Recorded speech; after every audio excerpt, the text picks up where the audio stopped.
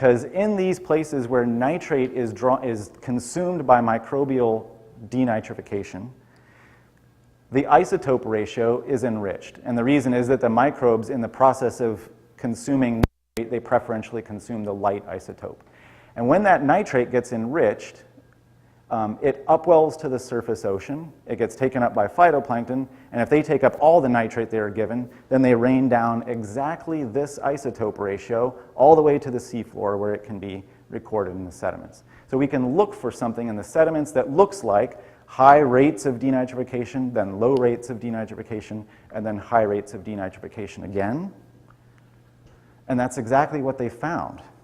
So these are the delta N15 values of the bulk organic nitrogen from all three of those sediment cores.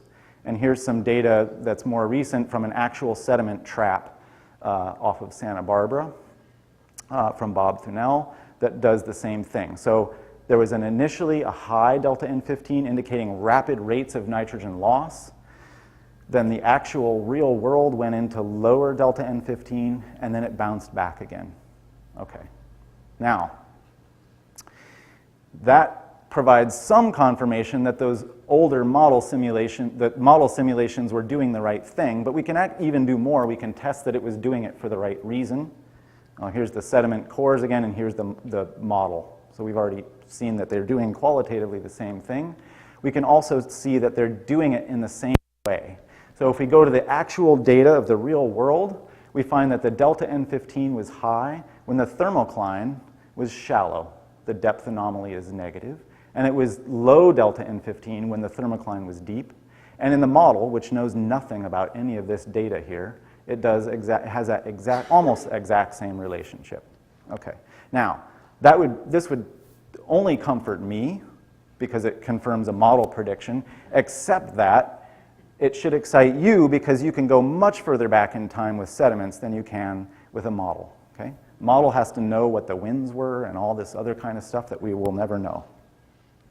Okay, so here's what happens when you go back in time until you run out of lead-210, I guess. Here's the period that we simulated, that I just showed you before. And then you go back in time and you find that that downward part of the early historical period didn't just start in the International Geophysical Year. There was a downward trend even before that. Okay?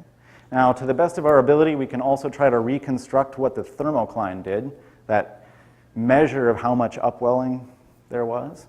And the thermocline also got sort of deeper as the climate was warming until, whatever this is, 1980s or something, and then there's this rebound. Okay? So something is happening in the last 20 years that defies whatever the entire trend for most of the 20th century. Now, this is the time period when we also have the best oxygen measurements, and people think that the oxygen measurements indicate that the anoxic zones are expanding. But what this suggests is that the recent time period is not typical of the period of a lot of the climate warming that we know has happened, in which the delta N15 was actually going the opposite way. Now, the other thing we can do is try to test what it was that drove these changes in the thermocline, the respiration, the denitrification, the size of the anoxic zone. And to the best we can tell, we know in model simulations, and in reality they seem to be confirmed that it happens because of the tropical trade winds. So there's a very noisy thing because winds can change quickly, but there's an overall trend for most of the 20th century toward weaker winds, which drives weaker tropical upwelling, equatorial upwelling, followed by a period of rebounding wind strength. And that was pointed out about a decade ago by folks at GFDL, that when you warm up the climate, there ought to be a weakening of the Walker circulation over the tropical Pacific. What's anomalous and still unexplained, and it was alluded to this morning, or the early afternoon, is this period where there seems to be a rebound. I don't think, at least I don't understand that. I don't know that anyone does. But what this tells us is if we have a world in which the tropical trade winds over the Pacific continue to get weaker, as they were for most of the 20th century, then we should expect anoxia to shrink. And not only the fish lose habitat, but the microbes too. Okay, just to illustrate that over that time period, we know that ecosystems became more nitrogen limited because that nitrate deficit here got stronger and stronger. So down is stronger. This is again from the Cal Coffee time series up here. So we know something about the past. It suggests that what drives the microbial habitat, the anaerobic microbial habitat, is not the slowing circulation that made the ocean older, but a slowing part of the circulation that made respiration weaker. So that's a slightly different take on what happens to anoxic zones, and it actually predicts the very opposite kind of trend. And the reason is that as we look toward the future, models virtually all agree that both the strength of upwelling in the tropical Pacific, shown here, over time out to 2300, if you care to imagine the world that far ahead, and in the wind stress anomaly over the equatorial Pacific, both decline. So what the past has taught us is that if we think we know something about the future wind stress, it suggests that anoxic habitats will also shrink, at least in the Pacific Ocean. Okay. So to conclude, I think that the volume of anoxic water over the 20th century overall appears to have been in a decline until the last couple of decades, in which it made a fairly rapid recovery. But it's due to a link between upwelling and winds, which are both projected to continue to decrease. So that suggests that the most recent period is actually anomalous and not the signature of climate warming, but rather something related to natural variability, still yet to be determined. If so, that means that the rates of nitrogen loss from the ocean would actually decrease in the future rather than increase. It turns out that won't be enough to slow the overall decline in the rate of biological productivity that those models also predict. So no large comfort in point number 3. Finally, I would like to thank all the people that have helped guide me through this thought process on the biological side. Particularly want to call out Brad Seibel, who's your own new colleague, Ray Huey and Hans Otto Portner on the geochemical side, all the folks that made those fabulous N15 measurements in the sediment traps and the true sediment trap, the sediments. And finally, colleagues on the modeling side, Taka Ito and Tom Weber, and also the support from Moore Foundation and the NSF. And I would love to hear your questions and criticisms. Thank you.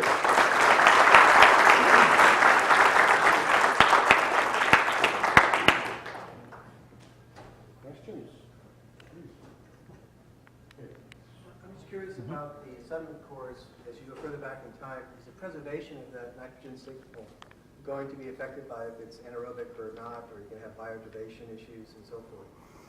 Yeah, so all those cores, as I understand it, came from places where there was very good preservation going back at least to the mid-19th century, and for the most part were laminated. So the one in Santa Monica was in this little depression that's actually anoxic at the very bottom, and the others were also anoxic in the bottom water. So the signal is supposed to be well preserved. Of course,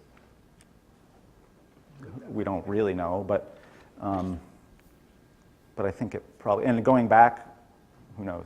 I guess it remains to be seen. Back. Thank you for the talk. Excellent. I was just curious if there was any evidence of increasing nitrogen fixation as a result of consumption of nitrate when the thermal current is high or near the surface. Yeah.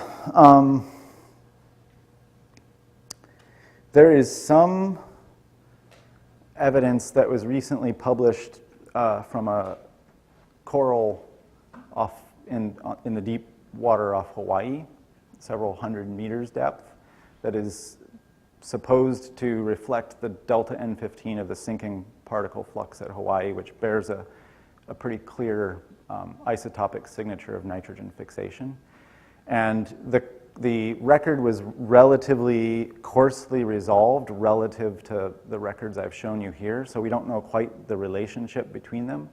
But if I remember the direction right, I think that they interpreted the result as a decline in the rate of nitrogen fixation. Can't remember if I got the direction of it right. I'll give you the paper if you see me afterwards. But we don't have any, it's really hard to deconvolve the isotopic signatures co-located. So from this region, we don't know. Nitrogen fixation or denitrification? I think you were asking about nitrogen fixation. Okay. Right. Yeah. Okay. I couldn't be put it. Yeah. I mean, I think this, I take this as a just unambiguous signal of denitrification. The proxies for nitrogen fixation are a little, in the corals are a little more fuzzy in my mind. Yeah. You mentioned it towards the end of your talk, the issue with the decreasing trade winds in the Pacific, but there's been recent suggestions that actually the trades are increasing in intensity in the Pacific Ocean. They are. Yes. That's this recent period, this so-called, what I think I referred to as a rebound, for lack of a better phrase. This is often, when these equatorial winds, this is not winds, this is the east-west sea level pressure difference. So something like the Southern Oscillation Index, although it's not exactly that. When this was first published, right around early 2000s, we didn't have this, or they didn't have this, and it looked like a declining trend. And then, shortly after it was published, as nature loves to do, and we love to point out, reality defied our expectations, and it went back up. So when you hear people talk about the increase in the Pacific Walker circulation trade winds, they're referring to this piece. And 10 years ago, when they talked about the weakening Walker circulation, they were talking about this piece. So the future is unambiguous in models, but that, it decreases. But you have to believe them. Ellen?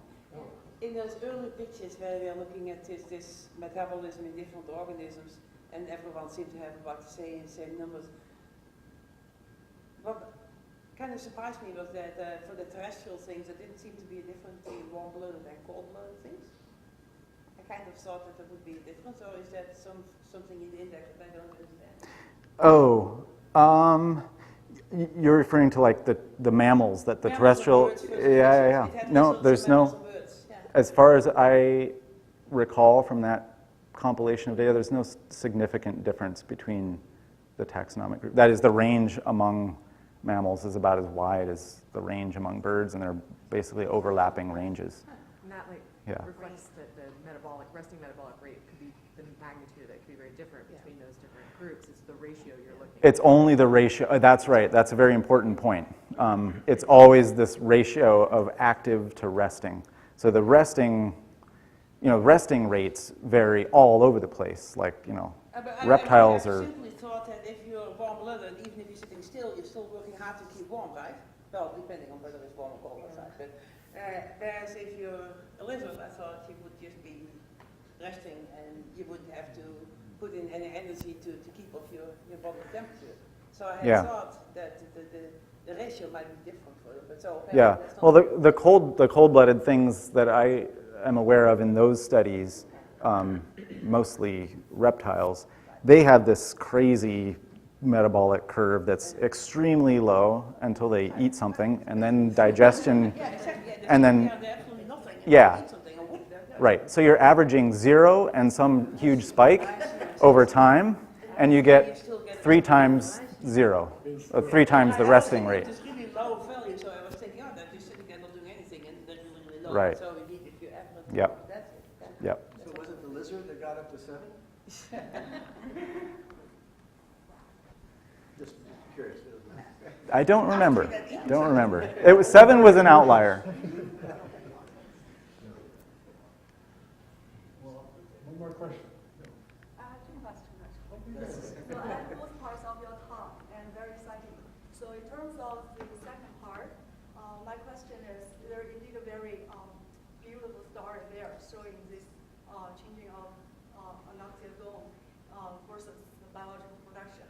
But is there any quantification from the model showing that the physical part, like the temperature-induced solubility and wind-induced air-sea change, cause upper layer and then diaphragmal mixing? So is there any way Yes. to quantify the physical part versus the biological part in terms of the overall change? I think not in the data, but you raise an interesting point, which is the models. Let me go back to that model view. If you remember the models projecting the future, they got a very ambiguous change in oxygen in the tropical thermocline.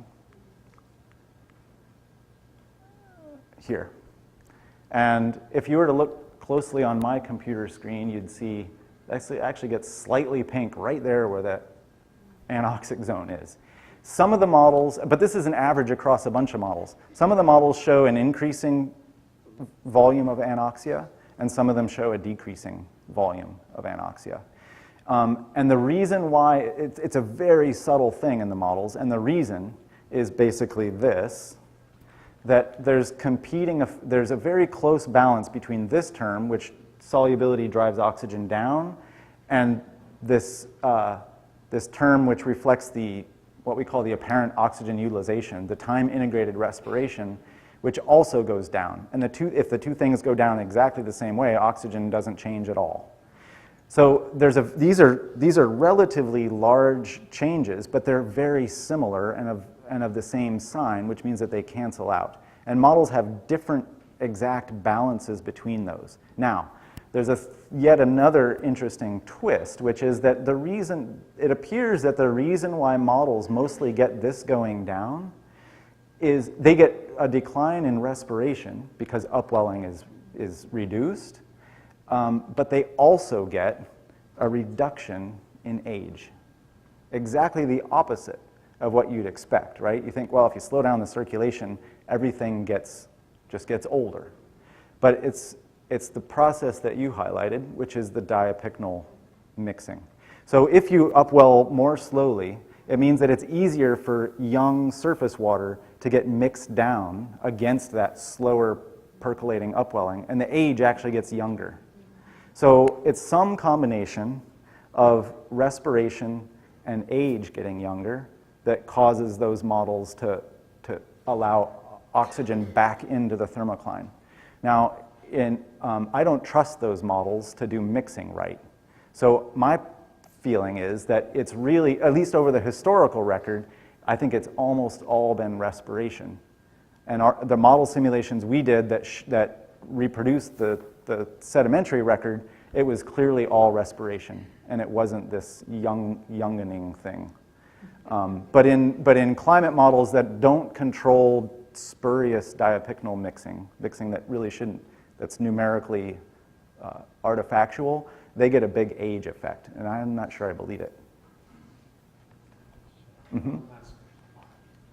So it's just a cautionary note, and it bears upon this discussion. When you're looking at a very special part of the world, and it's in terms of layered thermocline theory, that's the shadow zone. Yep. And so that's where the fluid does not get ventilated, and that's why the oxygen is so low there. Mm-hmm.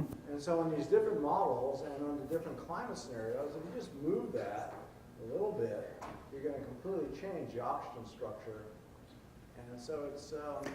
That's true, but if you just do that, you don't change the volume of oxygen, of low oxygen, right? If you're just taking a closed contour of very low oxygen and you just move it up and down, you won't change the volume unless you are changing the rate of respiration inside, or this diapycnal mixing at the upper boundary, You can presumably. change the size of that zone, you can move it north or south. And so we don't know on the future scenarios exactly what the wind stress curl is going to look like. Yes. And so how you interpret into the future why it's slightly pink over there, or, you know, these are all unknowns. Oh, I completely agree. I completely agree. What I think is known is, well, what I believe is that the historical record, the paleo record, and model simulations that capture it suggest that what matters is the wind stress. And I agree that we don't really know, at least I don't know what the wind stress is, but I'm more inclined to believe it when all models agree than when they disagree. And so,